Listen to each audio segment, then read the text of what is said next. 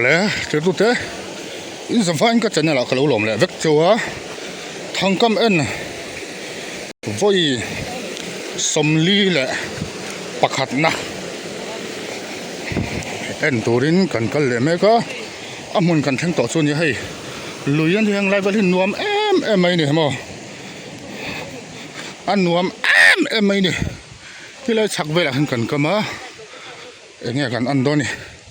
công chút chặt lắm khop mày à công à tắm khop mày chặt lắm bọc xì à chú vàng chuan ấy cần ổ nuôi chú cả ring đâu à ổ nuôi lâu mày thấy bọc à cần em á chuyện mày ăn những poni xe mà sign cái channel mình là subscribe lâu rong rong mình subscribe pa like comment mình biết sắc sámzel turin không ai na còn nghe một anh ấy anh poni xe soi đuổi chuyện lâu mấy là cần em ngal phốt mèo ô thì mình khăn thắng khát có cầm na cái xe lâu hành lại với cái rong chi năng nghe thằng mà sắp biết có cầm khá hành lại với nít lát tin cái xe cái em ao cái mũ bốc xí là vào khơi lại tắc nghe có cầm cái chiang tỏ lâu này mình cần cầm rộ cần hồ khán với những ngót cả rong các mút chắc lâu mấy khơi tắc chuan cái măng imo rong ở lúc đậu xuyên lúc này lại về lại tới hiện ném như là rong lệ lúc nhỏ cái mũ nè cái rồng tì lăng ta hiện hay ai ốt cái mũ ai ốt ăn chả về thiên mà nè ai ốt ăn chả về thiên nè không nghe ô thằng khát hi cái măng lệ cái cầm này cái chín xịa miết rồi chú nha bồi thác hiện lại chầu về chú nè máy rồi chú cầm một mấy bọc xì là và hạ thác thế mà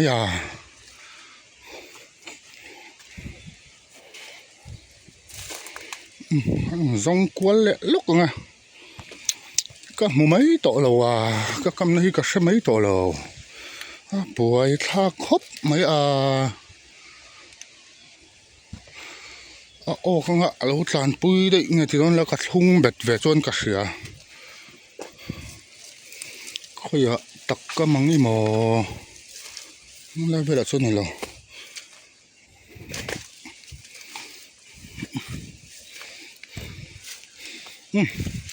anh poni xe anh phốt mấy ngõ đắng lại về là anh cầm cái này in cả sữa anh xin ngâm ổ kém ổ đầu em ấy sử dụng chết lợn nó chút tắm mà này hay tân bạc hạt cơ cầm per hậu lâu mấy khu bây giờ lâu về ổ cái điện thoại này số tăng hết chắc là mà anh cầm chồng thì hiện thằng này nè mấy thằng khát nó có cầm nó có sượt bốc xí lậu chuồn cần in dễ lắm thằng khát cái anh tổ ốc rồi vào thằng này anh ấy số thằng khát có cầm nó cái sẽ tổ bốc xí rồi thì lại chắc khiên cái cầm cái này cái cầm perem okem per xuống lầu mắc về và mặc im về em dễ lắm thằng này cái nó ốc lầu về anh lại chụp bên cái mà em mai hết tầm cần em lúc nghe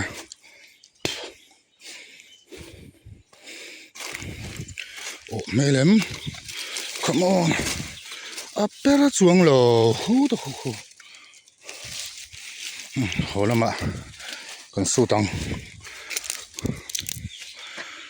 thiếu thằng hiện anh sẽ bể đậu này đón này công chặt lồng tệ đen này đủ chắc lầu mấy hay bộ ọc xuống lầu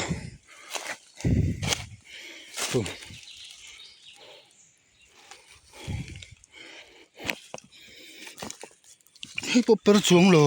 hu cũng hay sao chết chặt nó tắm mày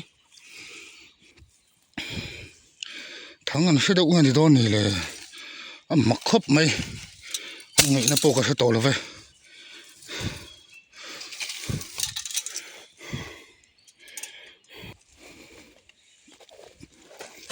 hay bộ per lo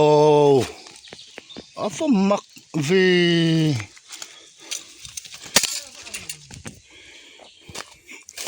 lại chẳng em là nói anh có cầm bọc á nghe ăn đón ổ mê lắm ê hay và này thác ta cái nó ốc về lâu mày là hay và này thác em ốc về lâu mày thằng em có mua giặt cái anh hùa bạc hạt chú ốc lâu mày thì giờ thế mày lỏm ôm mày hay hay lỏm ôm mày bạc khu mà mình lỏm bùi yang chú không có là biếng lú thế hay lâu anh chiang rồi say mày thế hi say thảm mà patil tol để hai lại til thế hi uluk đó đến xem mà lỏm ôm mày bạc hạt chú ốc pot cũng có chặt lỏm thế này mặc khóc mày thì anh chích thở na thế bộ ha nuôi thì na nên mình cần cầm khăn mà xe ốc miệng lâu như mà lệ mặc khóc mày cần thiền pa bạc hạt hút ta hoan vài tháng anh đi tháng sầm thì về là kinh rồi cầm chầu mấy cả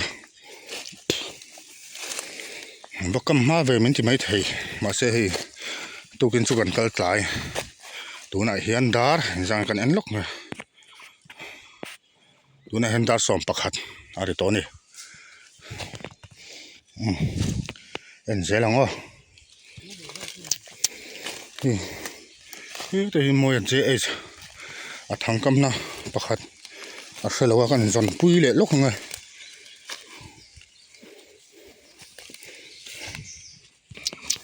ta khôn bạc hạt cái cầm chụp thác cái hara ngay cái dục chụp thác lúc ngay cho nên cái đòn tì lằng lẹng hey per hậu lâu mấy cho sai rồi giàu chết hay bộ per lâu mắc về hay công anh ấy lại hi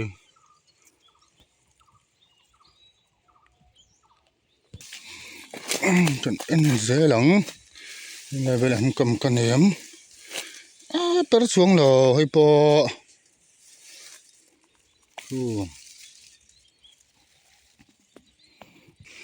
hay bộ per xuống rồi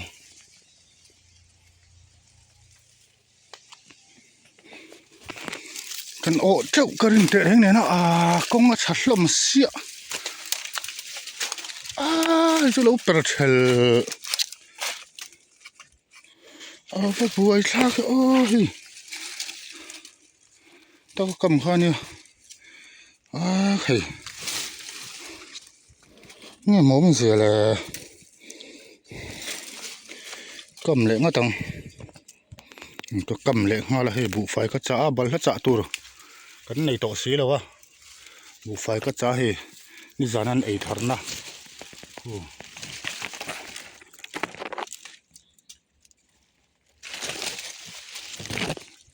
đi ra ăn ấy thật na nè bal là hell ăn ấy nè khi ta khen cái cầm mà nghe ăn đòn nè nó ngó per xuống lầu khu mắc về công chặt lắm tệ lên này xa là bây giờ vẫn đồng đủ và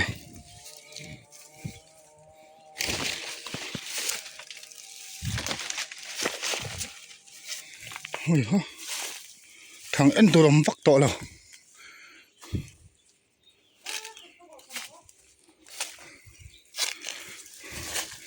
mặc khóc mấy này bên cầm cái này ấm này lâu nhá công à công à bôi hình câu đủ đâu nghe thằng ăn xiang nghe này đôn này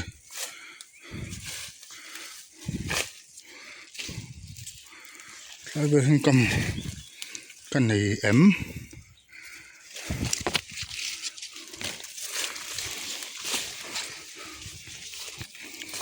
tớ xuống rồi hay po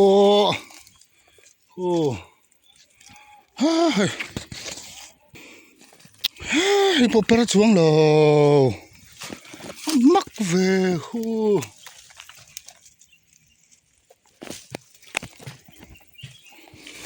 thằng thum về sẽ ăn tụi lắm tọ bạc hạt sẽ có ốc đó là vấn đề mấy mày là về hầu lẽ mày về cầm cái này lâu bầy đón thác ngồi ngồi trên lẽ mày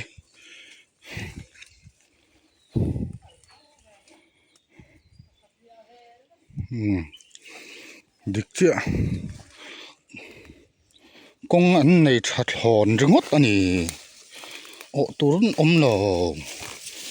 cân đủ lâu ngày tháng ăn xiang ngày này đòn nè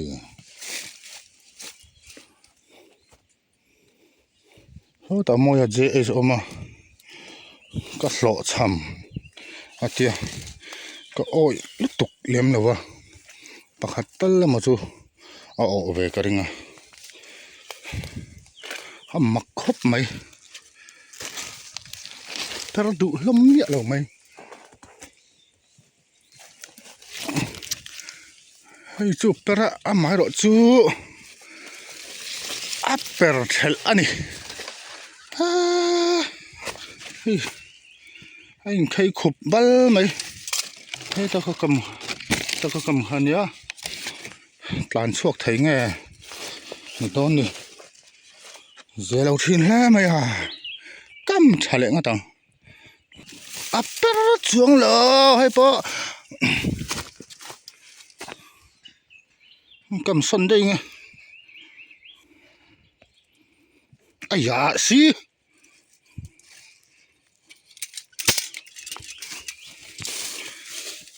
xuống lô thằng khát chết tụi chúng ta hay mình nói xem ở lộ xuống bắt khát chết có ốc thì nào mấy ốc thì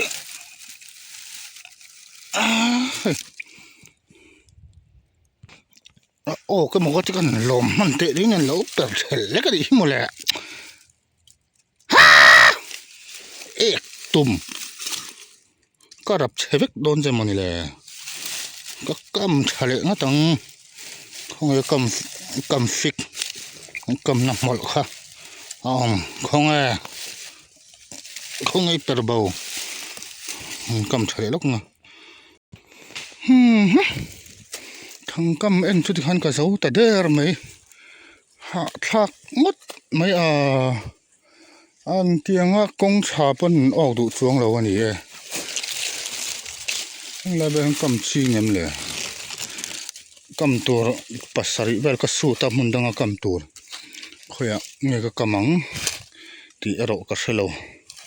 ole khát tí rong khá thằng cầm em với sầm đi bạc hạt na các đồng thị thấy chú này thiêu tụ tế cái video tế có ốc trả em trả lâu em mình lâu thiệt sắc like comment share mình biết sắc sám dễ thấu tụ rin in không ấy na các đồng nghe một anh ya các sử dụng chú các đồng thịt lằng lâu mang cái bạc hạt lấy cái này đủ thu sám lâu thế na anh thắc hồn ôm thế na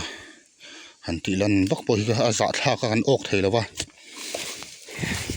cái ốc chéo cái ring anh ấy tuôn trùng xuống mày rồi chú cái ốc chéo lâu lát mày mặc khóc mày mặc tỷ bác sợi tụi lắm rồi công trả in sa du hắn chất là tắm tỷ chiang rừng mấy xì mà sẽ lộ chầm thì tỷ dễ chú này mấy xì bọn sẽ khát tí rong khăn mấy tệ sẽ trong cam hị thiềm lộ nền bồi thắc sợi thui đuổi giá lỗ mang khati zong kha thangkam envoy somli pakhat na karon ti thei chu ni a thil tu ten zawain hun man nuam vek ula